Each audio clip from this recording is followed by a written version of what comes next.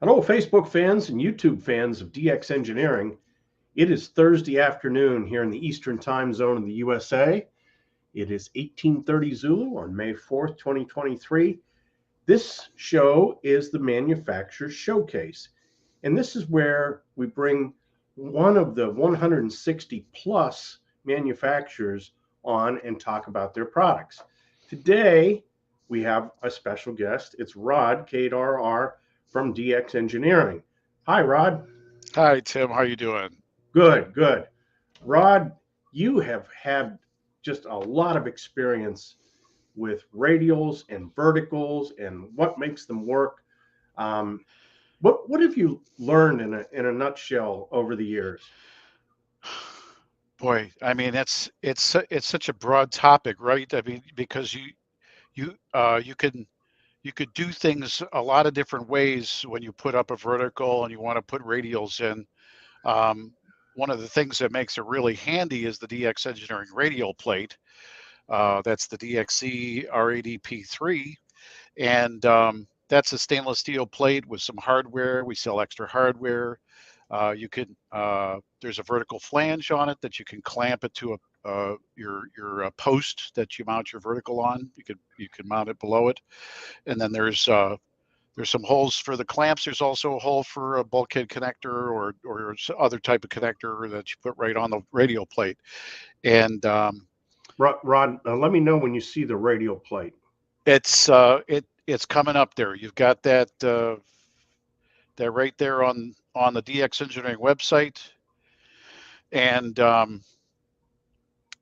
yeah, one of the things that I like to tell folks when they're going to install a vertical, um, any kind of ground-mounted vertical, basically, is that you're going to have there's a picture in the manual for that radial plate of where that bulkhead connector is mounted on the vertical flange of the radial plate. We have a special double SO239 flanged bulkhead there that we mount there, and then there's an example of a tilt base, a separate product, along with the radial plate for the Hustler BTV series. Um, so whether it's for a Hustler or a Butternut or any of the DX Engineering or other brand verticals that are intended to be ground mounted, you would mount it similar to what's shown there, where you'll have as many radials as possible. I mean, kind of like the generic question is, well, how many radials do I need? Um, it's actually, since for HF verticals, which are really typically quarter wave or something close to that, um, the best plan is as many as you can afford, right, Tim? Right. Yeah.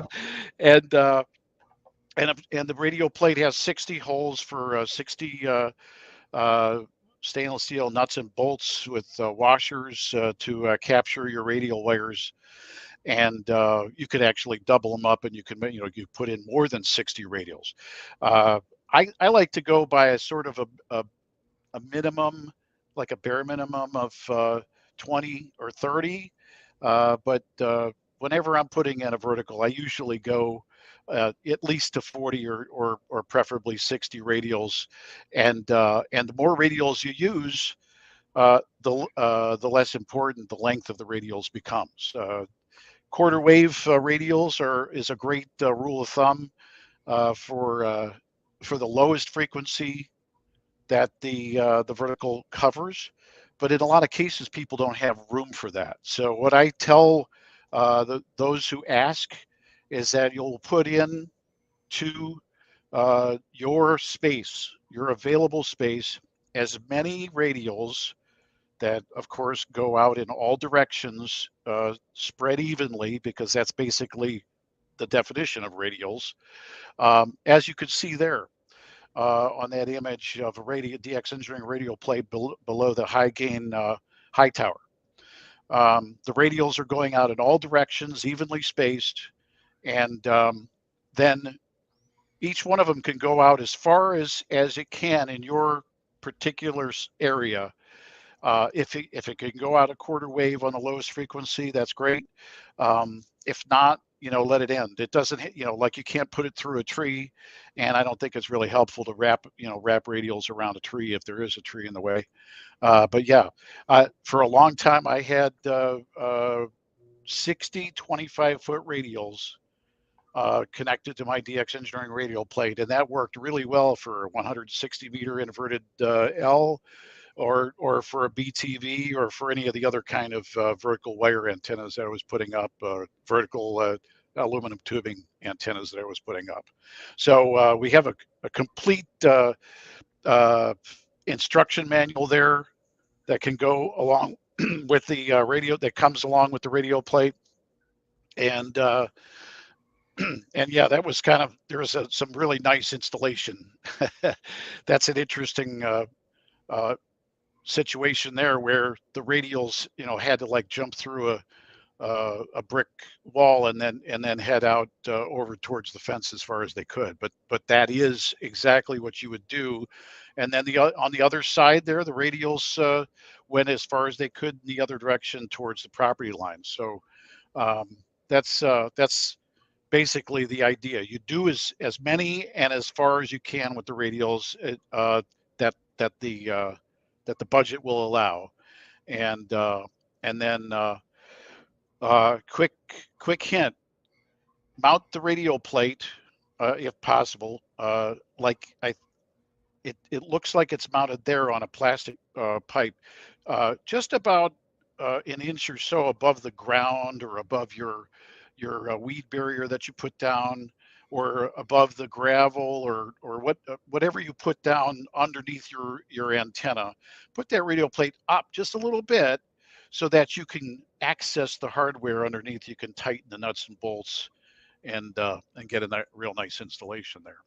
So yeah, there's some great examples of the installations. There's another high tower installation where we see the radials are going out in all directions as far as possible. Yeah, so there's been some really good studies of how many radials is enough, and you're right on the money. It's about 60. You can always put down more if that makes you feel better.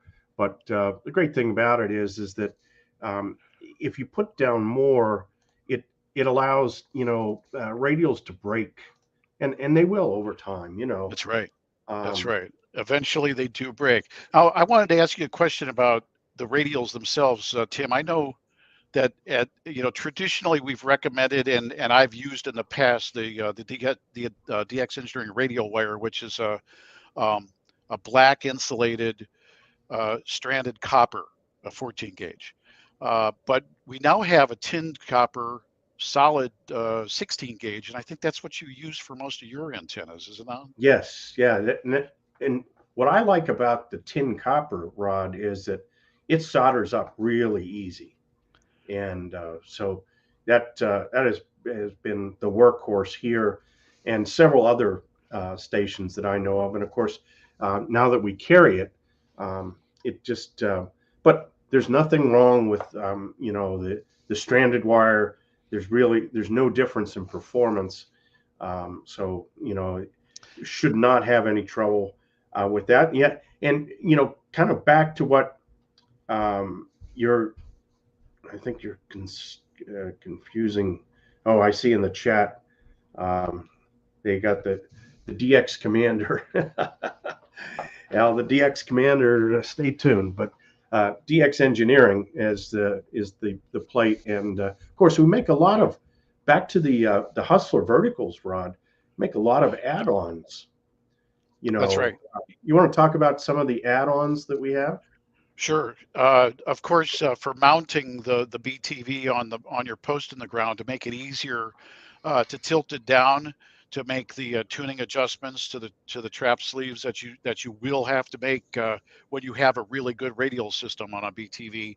We had the original DX Engineering tilt base, the TB3, and now we have the newer DX Engineering Omni Tilt the OmniTilt 1P package is the one that comes with hardware specifically for the Hustler BTVs, and the difference is the original tilt plate would lift up and tilt to the side, and the OmniTilt lifts up and tilts towards you.